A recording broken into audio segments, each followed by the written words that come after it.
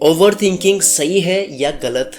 ये सवाल बहुत लोग पूछते हैं कि ज़्यादा सोचना, पागलों की तरह सोचना, किसी भी चीज़ को बहुत ज़्यादा गहराई में जाकर के सोचना सही है या गलत। वो मैं आपको इस वीडियो में बताने वाला हूँ। आज मैं इस वीडियो में ओवर थिंकिंग को सही बताऊंगा कि ये कैसे सही है। अगर आपको ये समझ आ जाता है कि ये कैसे सही है, तो आपको ये भी समझ आ जाएगा कि किस तरह से ज़्यादा सोचना गलत है। और हाँ, एक लाइन में बोल देता हूँ, आज मैं जो कुछ भी हूँ, जो भी हूँ, वो केवल और केवल अपनी ओवर थिंकिंग की आदत की वजह से हो।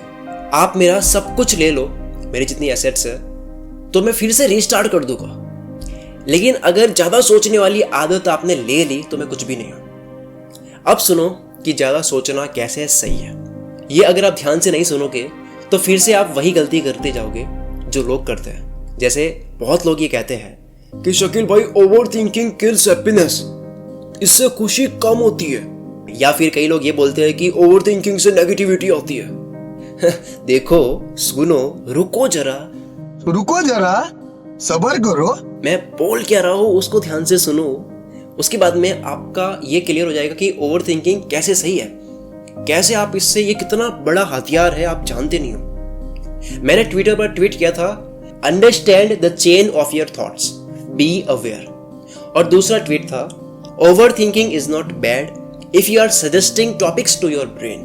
पहला ट्वीट, मैंने ये कहा कि आपके दिमाग में जो भी थॉट्स आ रहे हैं, जैसे एक एग्जांपल लेते हैं कि 10 विचार आए आपके दिमाग में, तो ये 10 विचार कैसे आते हैं वो समझो।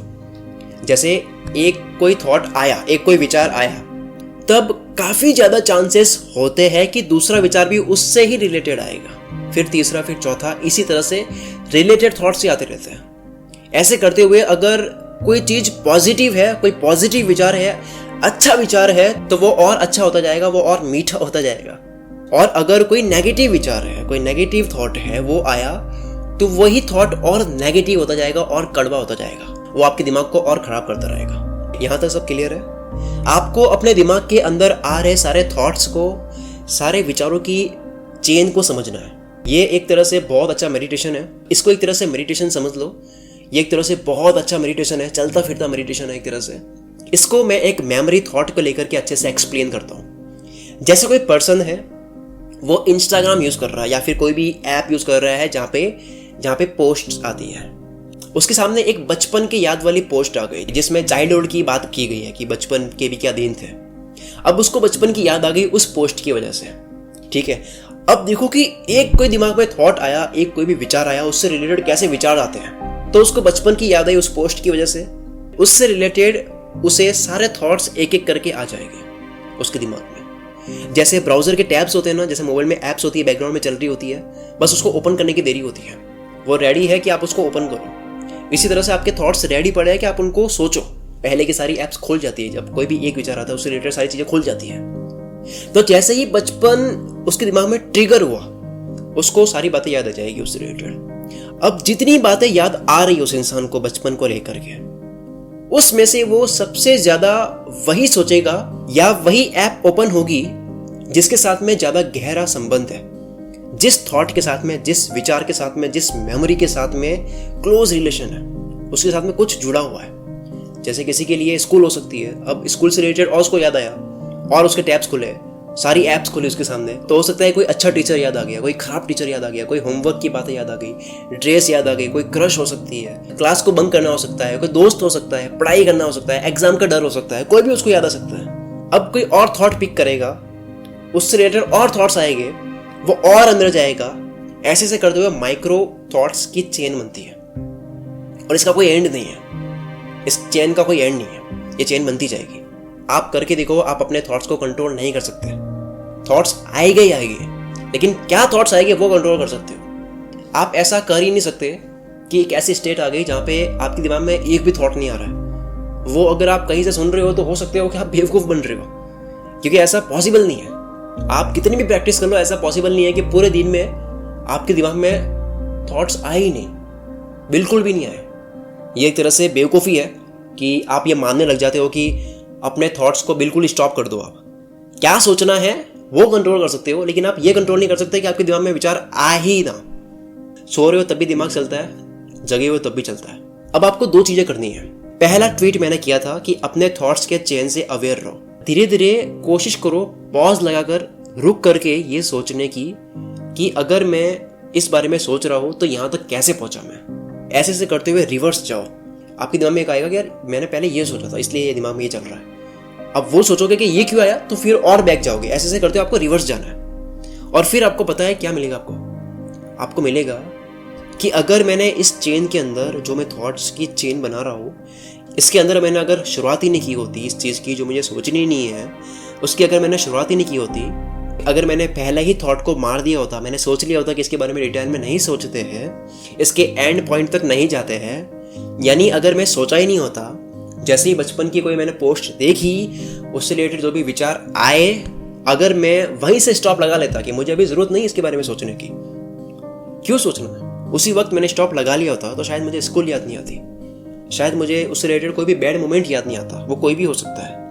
तो क्या इसका मतलब यह है कि अगर मैंने कोई पोस्ट देख ली, कहीं से भी कुछ भी देख लिया बचपन से रिलेटेड, या फिर किसी ने मुझे बोल दिया, उसके बाद से ही मैंने स्टॉप लगा लिया होता, तो क्या मैं बैड मोमेंट के बारे में सोचता ही नहीं? जितना डिटेल में जाकर मैंने पिछला कोई पल याद कर लिया जो मुझे अभी दुख दे रहा है, जो मुझे परेशान कर रहा है, वो मेरे दिमाग में आता ही नहीं। इसका मतलब ये हुआ यानी अभी मैं जो चीज सोच करके परेशान हो रहा हूँ वो बेफालतू किसी ने मुझे याद दे ली और मैं खुद डीप में गया उसके। क्या वो यूजलेस है? आपको लगेगा कि 99% मैं फालतू की चीजों में डीप में जा रहा हूँ और मैं ये सोचता हूँ कि मैं ओवर थिंक करूँ, जबकि एक्चुअल में ओवर थिंकिंग कहाँ काम आती है कि आप खुद डिसाइड करते हो। अब यहाँ आपको जवाब मिल जाएगा, खुद से की गई ओवर थिंकिंग सही है और आप आसपास में जो चीज देख रहे हो, सुन रहे हो, उससे रिलेटेड ऑटोमेटिकली आप ओवर थिंकिंग कर रहे हो, वो गलत है। ये मैं फिर से एक्सप्लेन कर देता हूँ। वैसे ये वीडियो बहुत डीप जा रही है, फिर भी अगर आप सुन रहे हो तो इसका मतलब है कि सच में आप इस चीज को बहुत सीरियसली ले रहे हो, क्योंकि बहुत कम लोग होते हैं जो इस चीज को सीरियसली लेते हैं। पता नहीं कितनी तरह की प्रॉब्लम्स होती है, ये वो कोई ब्रेकअप की प्रॉब्लम के बारे में सोल्यूशन निकाल रहा है, पता नहीं कहाँ है। ये जो प्रॉब्लम है ना, ये जड़ है। ओवर थिंकिंग कितनी प्रॉब्लम्स की जड़ है।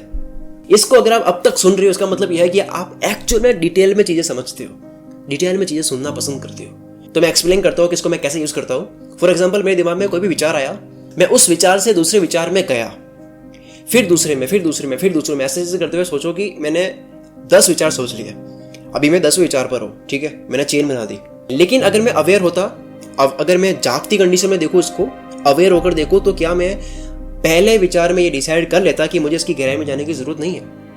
तो क्या 10वां विचार मेरे माइंड में ओपन होता? नहीं होता। और अगर 10वां विचार ओपन ही नहीं होता मेरे माइंड में, 10वां विचार तक मैं पहुंचता भी नहीं कभी भी, तब भी मेरी जिंदगी चलती ना। यानी हम कई बार, अब ये सुनना ध्यान से, यानी हम कई बार उस चीज को लेकर इतनी टेंशन करने लग जाते हैं, इतना सोचने लग जाते हैं, परेशान होने लग जाते हैं, जो विचार बस यूं ही सोचते सोचते आ गया है। ये बात इतनी इंपॉर्टेंट है, अगर हल्का सा भी आपको डाउट हो रहा है, अगर आपको लग रहा है कि आपने इस बात को ढंग से नहीं सुनी, तो उसको फिर से सुनो। लेकिन ये बात बहुत जरूरी है समझनी। कितने लोग इसका शिकार है, ओवर थिंकिंग का? कितने लोग ये समझते हैं कि ओवर थिंकिंग गलत है, लेकिन ये गलत भी है, सही भी है। अगर सही है, उसको समझ गए और सही यूज करना सीख लिया आपने, तो आप कितनी चीजें बना सकते हो। क्योंकि कोई भी चीज बनी है, जिस किसी भी चीज की खोज हुई है, वो ओवर थिंकिंग के बाद ही हो पाई है। अब दूसरे ट्वीट की बात करते हैं, जिसमें मैंने ये कहा है कि ओवर थिंकिंग गलत नहीं है अगर आप खुद अपने दिमाग को बता रहे हो कि क्या सोचना है। अब मैंने आपको ये तो बता दिया कि कैसे आपका दिमाग चेन बनाता है। अब मैं आपको ये कह रहा हूं कि वो चेन खुद अपने दिमाग को सजेस्ट करनी है सोचने के लिए। अपने दिमाग को बताओ कि ये सोच, जिसका सिंपल सा मतलब ये निकल रहा है इस पूरी वीडियो का, जिसको मैं कुछ ही लाइन में अगर एक्सप्लेन करूं तो वो क्या है, इसका मतलब है कि आपका दिमाग जो है वो टूल है। ये टूल बहुत अच्छे से किसी भी विचार में घुसकर उससे रिलेटेड विचार सोच लेता है, उससे रिलेटेड चीजें निकाल लेता है, जितनी भी इंफॉर्मेशन आपके दिमाग में पड़ी है।